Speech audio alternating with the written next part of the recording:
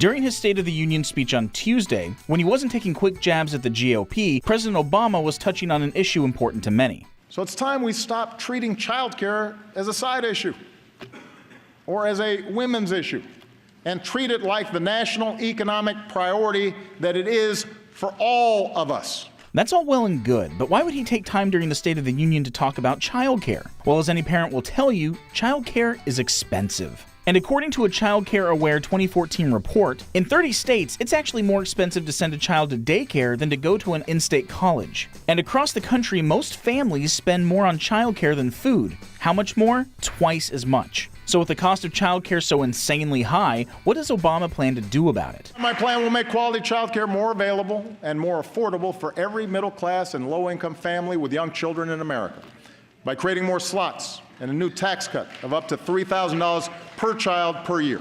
Okay, great, but what can you do to save money now? First of all, talk to the Human Resources Department at your job. There can be benefits or discounts offered that you don't even know about. And who knows, if enough people at your work bug HR about it, they could always implement at-work daycare. Second, use the tax breaks that are already in place. If you spend more than $5,000 a year on care for dependents, your kids, then you can get the Child and Dependent Care Tax Credit when you file your taxes. Third, look into different types of daycare. Instead of looking at the larger chain daycares, check out home-based daycare or family care from a smaller provider offering services from their residents. Just be sure the provider is licensed by the state. And finally, take a look at your schedule. Can you shift it so you only have to do daycare for half of the day? Or maybe you can go to work fewer days but work longer and only need childcare half of the week. Also, talk with other parents you know and see if a childcare co-op can be formed. That way, each parent only has to do 1 or 2 days of watching the kids. So there you go, a couple of tips to help save you some of that much-needed cash when dealing with childcare. Let's just hope our lawmakers can get over partisan politics and help the rest of us cope with these rising costs.